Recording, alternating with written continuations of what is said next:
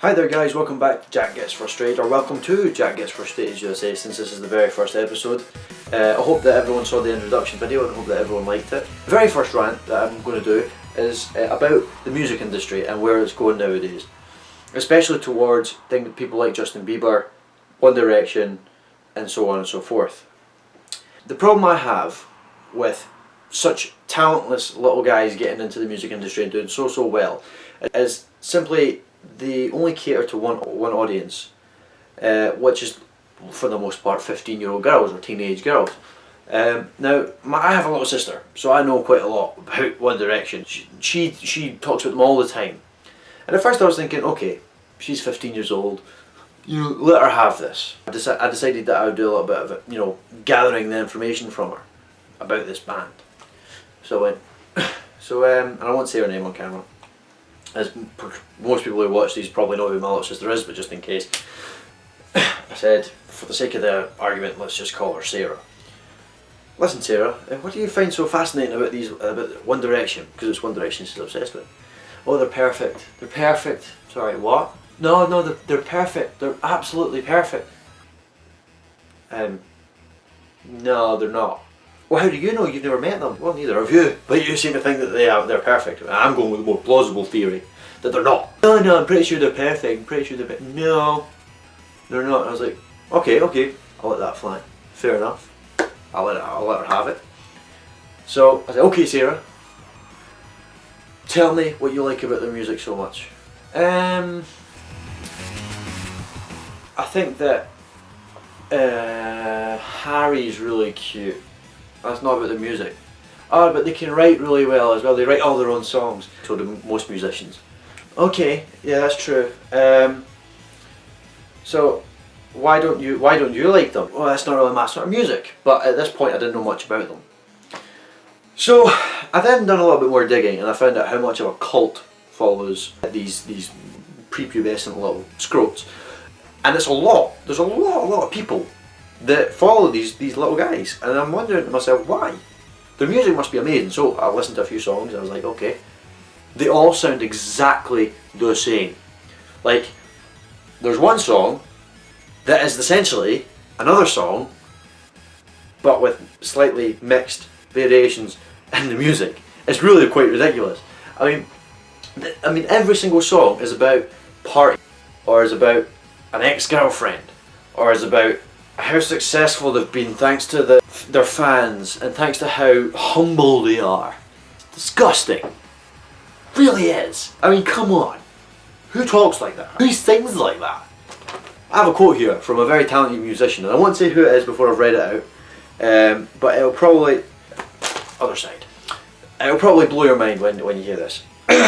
This musician says, "Their little one-hit career is fueled by illiterate teenage girls and their songs which have been revealed to have recycled lyrics and shallow meaning. Specifically account for that. This is the same reason why One Direction is practically the new Justin Bieber, because their songs too are meaningless and repetitive and meant to be for teenage girls alone. True musicians who put an effort into their music career don't get the recognition because of stupid fake things like this. This is really saddening to me." Now, the person who said that was Slash, who was, in case anyone doesn't know, he was the lead guitarist in Guns N' Roses. Guns N' Roses done fantastic music. I mean, there's obviously going to be people who dislike Guns N' Roses and people who like Guns N' Roses, but it wasn't a cult with Guns N' Roses. It was a fan base. The whole thing with, as Slash mentioned, Justin Bieber was another one. Justin Bieber was the one before One Direction who was obsessively followed by these, like Slash said, illiterate teenage girls, which I find personally a little bit harsh, but there we are. He was followed very, very obsessively by all these girls simply because he was good looking and because he was a bit of a bad boy. One Direction I don't think are like that, simply because I think they're too afraid to do anything along those lines. So I'll have a little bit of respect for them for that, but you also got to take into account that they're being a little bit of a girl's blouse. Especially, if I had all that money, I'd probably go off the rails and probably die off of alcohol poisoning. But quickly go back to Justin Bieber for a quick moment. Justin Bieber was recently found to be hanging over the balcony spitting at his fans. People in the fucking crowd would be going wild because, oh my god, they got like a little vial of Justin Bieber spit. One day we'll be able to clone him. one day. No, because why would you want to clone someone like that? If anyone should be cloned, it's Nelson Mandela or Bob Dylan, who aren't on the same par, by the by, but Bob Dylan would definitely be one. The fact of the matter is that the music industry has went so far downhill since people like Bob Dylan and since people like Mr. Marley and since people like Slash, that it's non-recognisable anymore. You can look at the music industry now and you can look at at 10, 20 years ago. 20 years ago was when it started to die, in my opinion. Every song nowadays is about going to a party or getting a girlfriend or a boyfriend or something along those lines. And don't get me wrong, I actually quite enjoy modern music. I don't hate it all, I'm not just a horrible person. Slightly a horrible person. The point I'm trying to make is people like Bob Dylan and Bob Marley are being forgotten very, very easily nowadays. I don't think that's particularly fair. I think that without Bob, especially Bob Dylan, not so much Bob Marley, but Bob Dylan was such a huge influence in the music industry. He basically gave people, that extra kick to get into the music industry, and he helped people through difficult times. Whereas One Direction will never do that. One Direction, I mean, their little fans will probably go along the lines of, oh, they helped me through a hard time when I broke up with my boyfriend when I was like 13. Sorry, but what? I mean, come on. You're 15-year-old girls, you don't know anything about music. Beside the point. The fact of the matter is that Bob Dylan and Bob Marley and people like that are getting forgotten very, very easily nowadays. I don't think that's fair. I think without Bob Dylan especially, there wouldn't be a One Direction. There wouldn't be a Justin Bieber, because the music industry was blown up at that point and it was told to get across good messages to the public. Whereas now, it's all about getting humped in a nightclub. I mean, you can't really complain, whatever. The influence they made on the music industry was huge, and I think that, I don't even think that Bob Dylan would be known to One Direction. I don't think they even know who he was, unless maybe their dads told them about them. And I'm actually younger than One Direction, but I still have an appreciation for people like that because I've been brought up and around an environment where, not told to, but I've been advised to, and I've always taken that advice on board. People like Slash and things like that are also going to be forgotten before long, and I don't think that's fair. He was probably one of the most talented guitarists in the world has ever seen. If you were to say the name Eric Clapton to Justin Bieber, you probably wouldn't know who it was. The point I'm trying to make is, if you were to go up to any one of One Direction's little fans, the 15-year-old girls, I would say between 15 and 17-year-old girls, if you were to go up to them and ask them, who's Eric Clapton, a lot of them would say, I don't know. Now, I'm not saying that's a bad thing, but I'm also saying that the fact that they're so trying to push their music onto you, and the fact that they're trying so hard to make you believe that their music is the best, and they're like blinded to the actual best because they're old.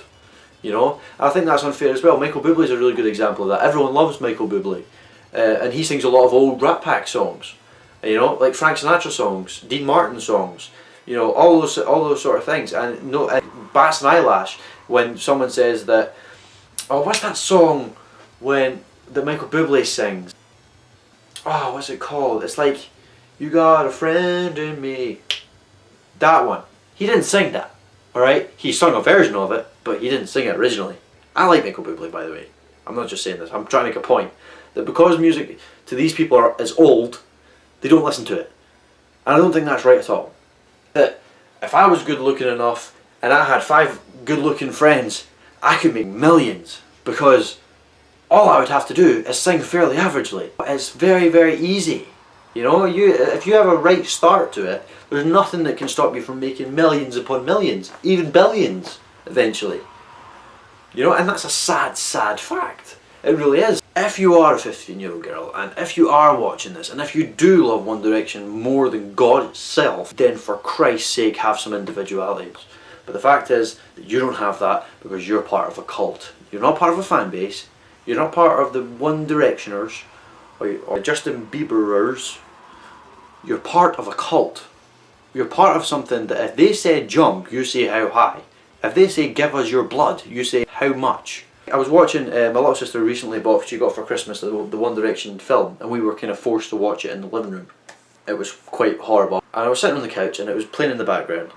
And I heard that they sent a tweet out and they said, the theme of tonight is orange, so come in something orange. Everyone showed up in orange.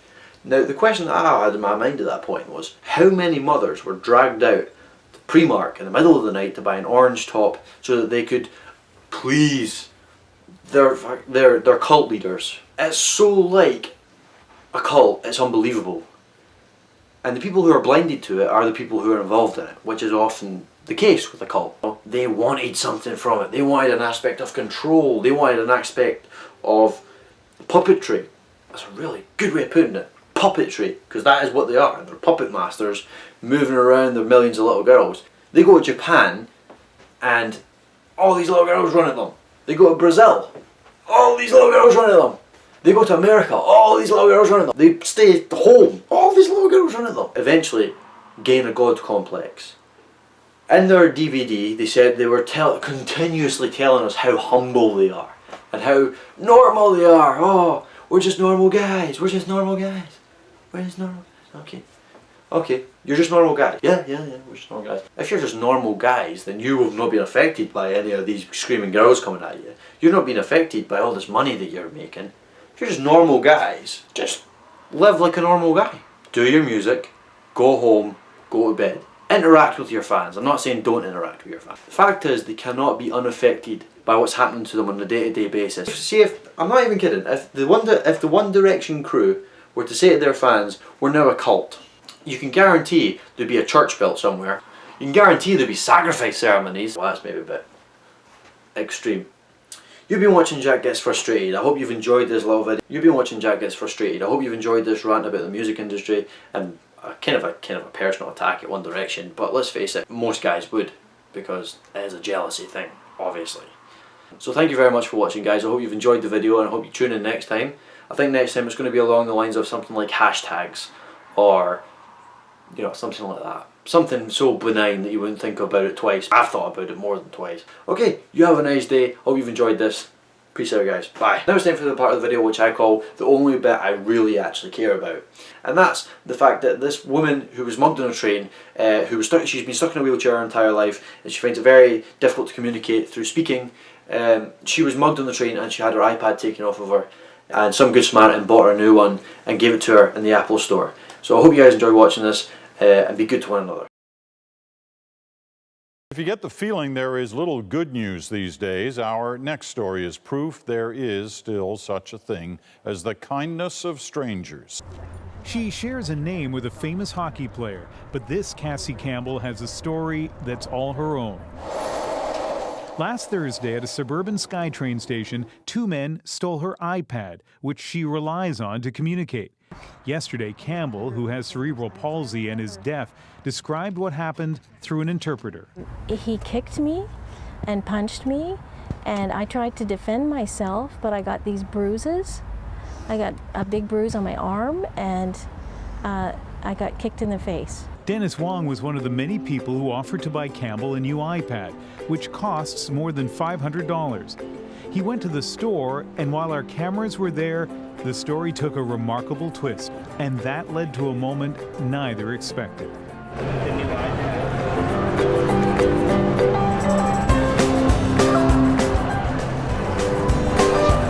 That's to protect it. We're all supposed to look out for each other, you know. It feels good, but you know, it doesn't matter how good I feel. It's just how good she feels.